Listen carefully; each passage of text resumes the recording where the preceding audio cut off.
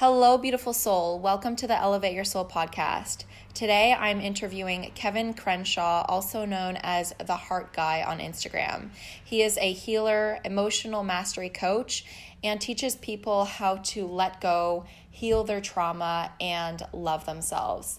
And today, Kevin and I are going to discuss how to let go and move on from a relationship or a certain somebody who you know that isn't in alignment with you anymore. We touch on so many different topics, such as how to know when and if to leave a relationship.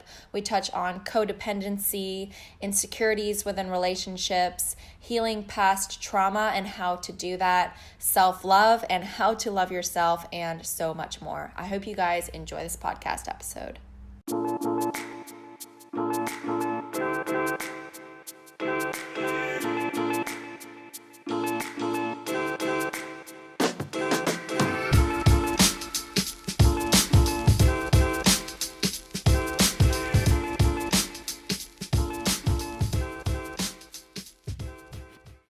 Hello, Kevin. Welcome to the Elevate Your Soul podcast. Thank you for having me. I'm excited to be here. First question I have for you is, what elevates your soul? What elevates my soul? Love. Seeing people in their hearts and witnessing people the moment when they get out of their head and into their heart and start embodying what it means to love themselves. That really elevates me. Yeah, I love that. Yeah. Now, today's topic is letting go, how to let go of an old relationship, past relationship, or a toxic relationship. But before we dive into specifically how to move on and let go, I want to ask, how does someone know when it's the right time to move on from a relationship? That they're not doing it too early, that they're not doing it out of fear, that they're doing it from a It's funny because I literally just had this conversation with a client today. It was, got to know what you want first off. So know what you want. And then after you know what you want, you can you have the awareness of the relationship, and you can be like, okay, is this helping me become more of the best version of myself? Or am I sacrificing myself too much to where I'm not really showing up for me? You know, the right relationship, you should feel more like yourself. And if that's not happening, then yes, sure, try everything possible. And it's not going to be like that all the time. I understand. So show up for yourself enough to try to see if you can make it work.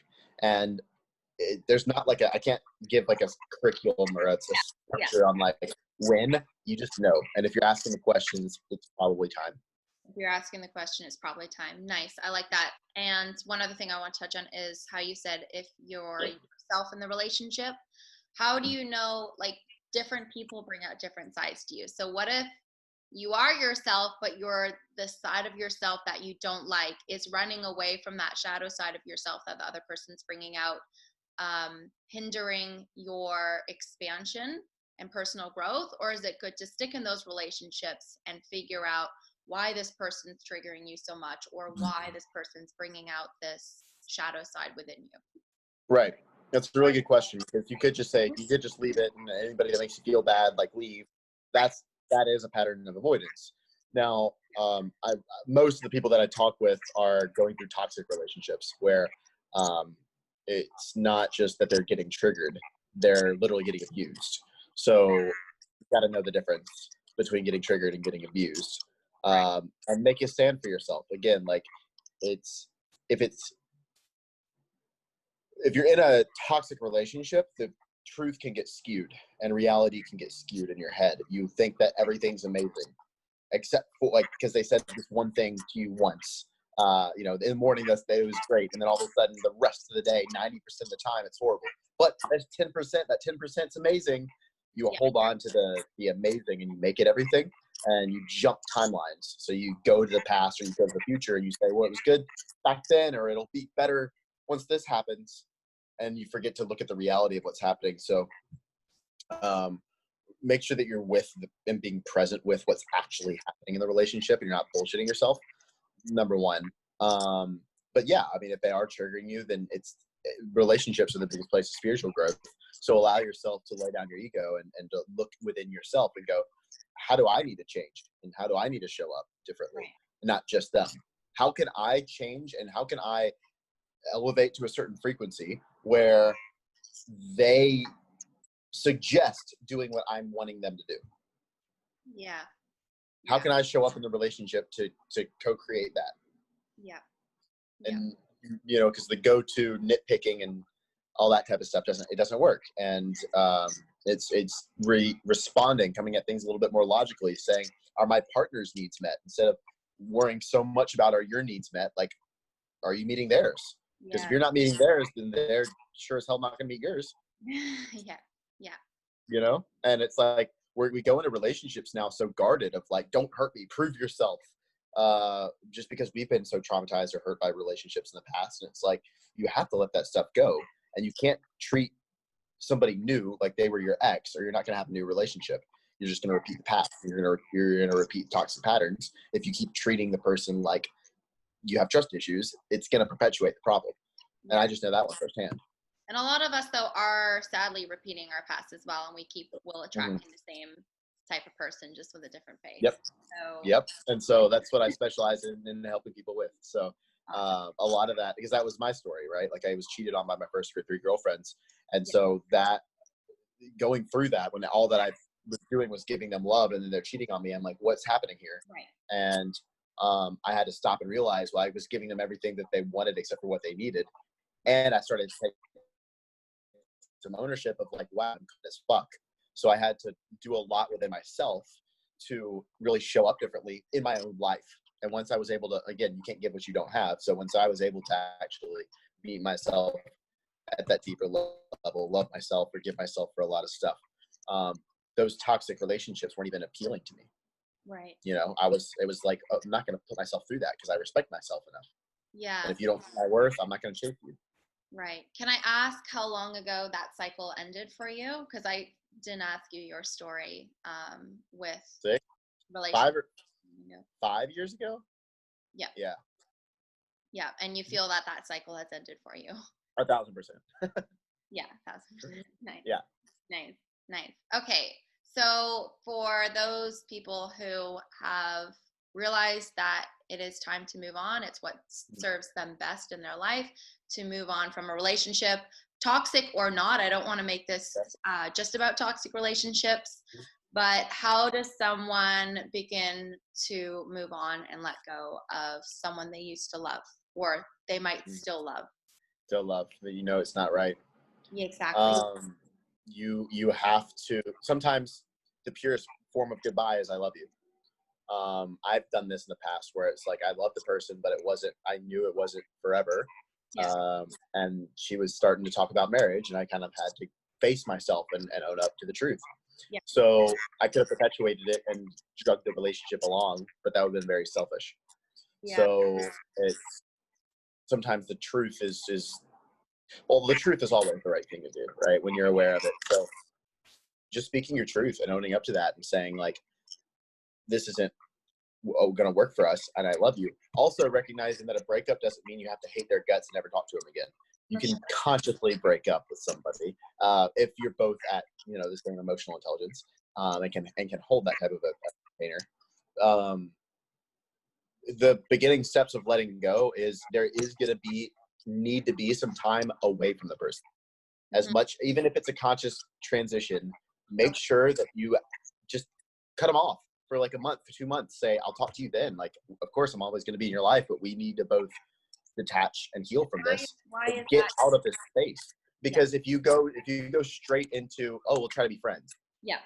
And you head over heels for this person, the majority of the population won't be able to make that transition. So that's part of why I'm saying this. There's exceptions for everything that I'm saying, and everybody loves to be the exception. So that's why I don't really talk about that much. Sure, it can happen where you can transition and still stay in contact. But I know even for me, I didn't do that. I had to say, hey, I'll talk to you in 2 months. Like, I love you, but I'm starting to get feelings again. Was it because they also still wanted to be with you? Maybe because it was just one-sided, like one person wanted to end it and one person didn't? Yeah. Yeah. Yeah, I feel like it's much more important than when only one party is really wanting the breakup.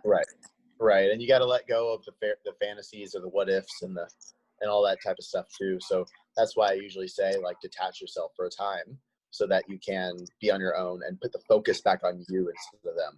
Because a lot of times we lose ourselves in relationships, and use the breakup as an opportunity to love yourself deeper.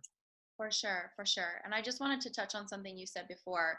You said how breaking up with a person, like, that can still be done even though you still love them and you don't hate their guts. I know probably you and I understand that very easily, but I want to touch on that again because I feel like a lot of people in our society, they haven't really understood that, because like what's taught to us in our culture is like, ew, that's my ex, like, ugh, I hate them, or ugh, I don't want to see them, I don't want to talk to them. And this idea, when you say, I still love my ex, to coming up to a new partner, I still love my ex, and people are like, oh my God, then why aren't you still with your ex? Or they fear that that's going to get in the way of your new relationship. And even for the person who might realize that they still have feelings for their ex, they might feel guilty themselves because they don't know that can be a normal thing, that they like feel like they need to hate upon their ex so that they're not betraying or hurting their new partner. Right. Yeah, there's a lot. There's a lot to touch on that, and I kind of explained it. Yeah, no, good. It's good. There's a lot there, and one of the biggest things that I want to say on that is insecurities. Like somebody else saying, "Oh, you're still friends with your ex," or "You still love your ex," and all this other stuff. They wouldn't be able to hold that. That's what I'm projecting. And so you really got to make sure that you're working through any trust issues that you have, any of your own stuff with your exes. Yeah. Look for the good and why that person was in your life. Even if it was a toxic relationship, they were there to help you grow. So learn the lesson, or God, love, the universe, whatever word you want to use, is going to have you take the lesson again, aka date the same person with a different face. Right. You have to like make sure that you're learning the lesson that's there for you in that. And maybe that was only experienced after the breakup. Yeah. But you got to have compassion also for what you did or didn't do, or they did or didn't do, and allow forgiveness in, because you can't really move on from a toxic cycle if you're hating the other person, or you're hating the lesson being presented to you, right? And but then you cut off growth. Yeah. And a lot of people equate growth with breaking up as, oh, I'm fine, I'm loving my life, and I'm being fit, and I'm like on my grind, and I'm doing the thing. Which, yes, and maybe most of the time that's avoidance. They haven't actually dealt with everything. Right. It's just like, oh, fuck you, and then they in their mind and in their awareness, they shift their awareness so they don't look at the situation. Exactly. And then they get into a relationship again and they wonder why they have insecurities. And it's because they never actually dealt with and sat with and were with themselves emotionally during the breakup. And that's also a big part of it, even if it was the right thing to do. And even if that person, like you said, you still love them, but you broke up, grief is a part of it, even for the right, like somebody that was good to you. There's grief is a part of moving on and letting go. And if you don't allow yourself that time, and you're just, overworking or overworking out, or numbing yourself with alcohol, whatever it is, you're not looking at the box. And a lot of times we think that it's going to last forever. Like those emotions are just going to consume us, and then we'll like tank and be less than, is what most people think. And when they talk to me, and I'm like, you have to go through it to heal it. Like you have to feel. Personally for me, I only had like one real that I consider that I had to get over, and it was one of the hardest things to let go of my life. And I like wanted to deny the fact that I needed time and separation, like physical space. I was like, no, I still want to see him because I still love him. I cared about him. And in my mind, already like a year after the breakup, in my mind, I still didn't feel like I was fully over him. And I felt like I'd always, like I would never get over him. I was like, oh, well, I love him so much and I'll always love him. Therefore, I thought that because I always love him, I'll never get over him. So that was like another belief I had, but I wasn't in denial that I will always love him. And I do love him now, but I'm so much more like over the relationship than I ever thought I could be. And like, and also I was getting obsessive about it. Like, I need to let go. I need to let go. Like, why can't I let go? Like everyone else hates their ex. Everyone else wants nothing to do with their ex. I'm here like thinking about them all day, dreaming about them. Like, what's wrong with me? And so I thought like I needed to, I don't know, like I thought something was wrong with me, or I thought I needed to like end the love. And I didn't understand that I think I knew I could still love the person and get over them, but I just wasn't sure if I was capable of that. But time heals as well, like space and time. You need to be patient. Yeah, because some people like don't get over their exes for like 10 years. Some people never do. Right, because they're not doing the work. Because they're not doing the work. Okay. They're not. You have to be. Yes, time heals, but you have to be present. You still have to work through it. Right. Okay. You can't just. Time won't heal if you're thinking about them every day and fantasizing and dreaming about what if. Yeah. Then you're just perpetuating the problem.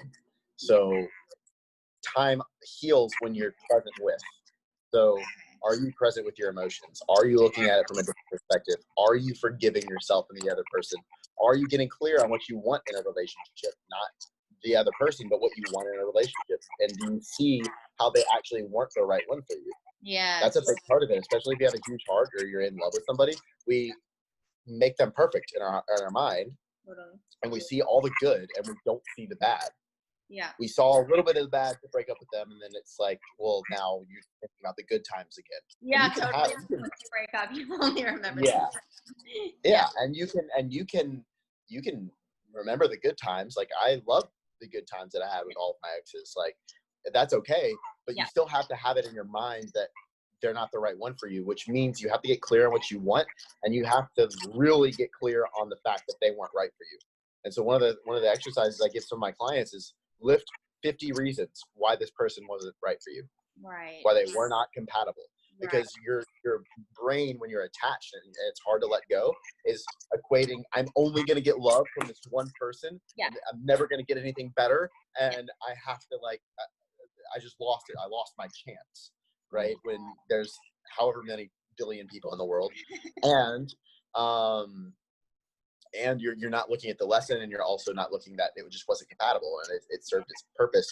But the narrative and the story of you meet the one and fall in love happily ever after is so ingrained in our culture that I think that's one of the main reasons why a lot of people struggle with letting go. Because think about it, the decision to let go is the hard part. Letting go is easy. If I have a pen, right, and I'm gripping the pen as hard as I can, and I'm squeezing onto it, I'm holding on, I'm not going to let it go. And somebody can come over here and try to get it out of my hand. They're not, but it's actually starting to hurt my forearm because I'm holding onto it so freaking tight. Well, what if I just, and it starts to hurt me because I'm holding on. Well, what if I was like, well, this hurts. I respect myself enough that I don't want to hurt. So I'm going to decide to let go. That was easy. I literally just opened my palm and I released the tension as an act of letting go. But I made the decision to say, I respect myself enough. I'm not going to just sit here and suffer. Yeah. Right. So the decision to let go is what's hard. Letting go is easy. It's what we're making it to mean. If you make letting go mean you'll never get love again, if you make letting go mean you failed, if you letting go mean whatever, that's the meaning you give it is why it's hard to let go. So change the meaning and look at it from a different perspective. Then you can say, oh wow, this is probably the best thing for me. And it is a leap of faith. Yeah. If you're having a hard time letting go, it's because you can't see that there's something better. You don't know. You maybe not have faith that there's something better or someone better. Yes. 100%. So it is jumping and having faith that the net will appear. Yeah. Right. And that's just. But you'll have that faith when you have faith within yourself, which is why self-love is so important, especially during a breakup. Because when you can say, you know what, I don't know if I'll ever experience anything like that again. Yeah. But I'm going to trust myself enough to know that I'm going to create it for myself. Right. Right. Or I'm going to work on my own frequency enough that I'll end up attracting and manifesting that person. Exactly. Yeah. And so then at that point, it really becomes, becoming the one and operating at that frequency, not looking for the one. Yes. Very important. Very important.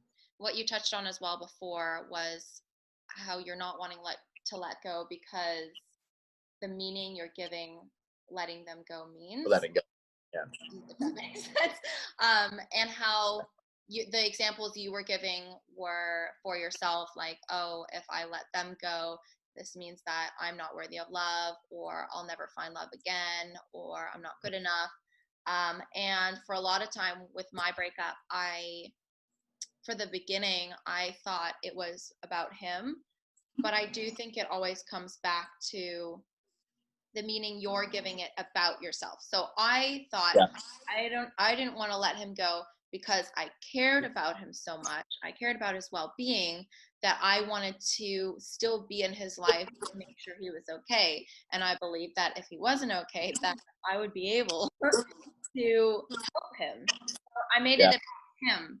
But then at the end of the day, it was about me, because then I felt that if I let him go, I didn't truly love the person, or my love wasn't good enough, because how can I love someone and not be there to protect them? So it was my belief of my own love, that my own love wasn't strong enough or good enough. Your belief about yourself and relationships. Yeah. So that took a while, because I was like, no, I want to be in his life because I care about him. But it was like, yes, I care about him, but it's also how I perceived myself and my own love if I were to let him go. Yeah. Is there anything else that you want to touch on that I haven't asked you about? Can I ask you quickly, actually, your story? I didn't ask that in the beginning. So I got started about 9 years ago, probably now. My ex-fiance cheated on me and dumped me, and I held a loaded pistol in my mouth and almost took my life that night. Okay. And then the 2 relationships after her cheated on me. And that's when I recognized, like, wow, I'm extremely codependent. There's patterns. Right. What the fuck is happening? And so I got obsessed with love and relationships and just seeking answers of, like, why is this happening? And why is love so hard for so many people?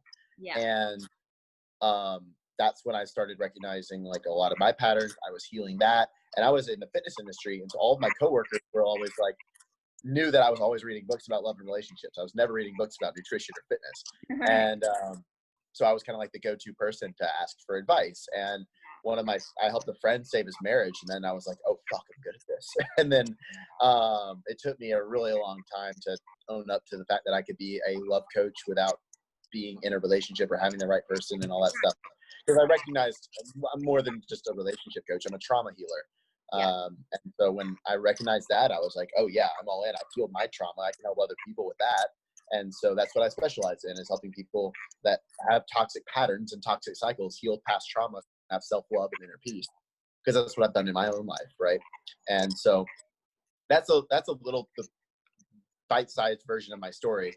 But it was from my own pain that I became obsessed with all of this. And I know how confusing and depressing and sad and riddled with anxiety relationships can be, especially if you're an anxious attachment style, or you have codependent tendencies, or you're lacking self-love, which was me in the past, right? And I know how just riddling that can be for somebody's life. And I've made it on the other side, and I'm just kind of like, hey, this is how you do it. I did this. And I'm helping other people do the same. Awesome. I love that. I was going to ask something and I should have wrote it down because I forget. But about the codependency, how you said you were so codependent on them. That's why when they broke up with you, or at least the first one, you felt like there was no point in living anymore, like worthy of having a life. Because she was my life. She was your life. So, and I neglected myself so much. And so it was like, well, what's the point that think about this, like, in terms of just my psyche. Yeah. Like, she's my life. She tells me it's off. So then I am only left with myself, and I haven't even checked in with myself in years. Mm-hmm. So then I'm like, well, what the fuck? This is pointless. Yeah. Right. So when I had to face myself was why it was so dark, because I kind of in a subconscious way recognized how much I was neglecting myself. Yes. There was nothing else going. So the pain was You like, see what I mean? wow, not. Well, the pain was for her, yes, but then also like I've got nothing else, because I was so not even thinking about me. That's how much I was lacking self-love. Yes. And do you find that codependency is a common theme in toxic relationships? It's common in a lot of relationships, but yeah, it's very common. With the More people so than you work with, is it like, do you ever work with a couple that comes to you for help isn't codependent? Most of my clients are single or in a relationship, but I'm only talking to one person. I'm not talking to a couple, which is interesting, even if they're in a relationship. But they have codependent tendencies is normally, because that's my story, right? Yeah. But I've given advice to people that, have, that aren't codependent or don't have those tendencies, but it's just because of my story and that's my area of expertise, I should say, that I can help people with healing that. Because again, I'm a trauma healer more than just somebody giving advice. Like deep down, you know what you should be doing. I'm here to help you take your own advice. Right. So it's like, how can we get all of these blocks in your psyche and in your subconscious out of the way so you can allow yourself to own your voice, you can allow yourself to be happy, you can allow yourself to let go, or to speak up and get the right relationship, right? And so it's through healing that you do that, because your trauma creates beliefs, like subconscious beliefs that shape your subconscious. Yeah. Now, your subconscious makes up most of your decisions, and your decisions control your life. So if you want to change your decisions, you got to heal your subconscious, which means going to the trauma that caused it and changing your belief structure. And so how you heal trauma then is it was created during a heightened emotional experience. You had something happen and there was a lot of emotion, and you made a belief system about your self-worth or love and relationships or the other person or the other gender or the same gender, whatever, during that time, right? Yeah. And then the emotions go down, but you keep the belief, even if it's false. But you made the belief so that you could somehow make it through whatever that was going on, because there was so much uncertainty. Yes. So then that belief creates patterns. Now, how do you go back into the belief is you have to heighten your emotions again, which is why it sucks, right? Like you have to go deep into your emotions with the right perspective and with forgiveness, letting go of that belief, and then anchoring to the truth and going, this is actually what happened. And choosing that with your emotions high is how you rewire your subconscious. Lovely. Good way. Good way of putting that. Thank you. Yeah. Right. So do you want to tell us, just before we end, a little bit about what you do? Well, that is basically what you do. Yeah. Yes. I help people with healing. How can people get in touch with you? Yeah. Find me on Instagram, The Heart Guy. The Heart Guy. I think that's it for today. Awesome. Well, thank you so much. If you like this episode and are enjoying the Elevate Your Soul podcast, please help support me by sharing it with someone you know who could benefit from this episode or from this podcast by copying and pasting the link or simply sending them a screenshot. I would also love for you to write me a review on whatever app you're listening to this on. It really helps get this information out there. And if you'd like to support the podcast even more by helping me help you to create more ad-free content with incredible guests for free that help inspire people and elevate souls all around the world, please support me through my Patreon site at patreon.com/elevateyoursoul. You can be a part of my support network by making a small monthly donation to help me get the resources I need and dedicate my time to research and video and audio content. Or contribute a little more to also help guide the direction of the podcast by requesting episode topics or guests to interview. And if you can contribute even more, you will have all of the above plus a monthly one-on-one life coaching call with me so that I can help you directly. That's patreon.com, patreon.com/elevateyoursoul. Any support goes from me back to all of you and is greatly appreciated.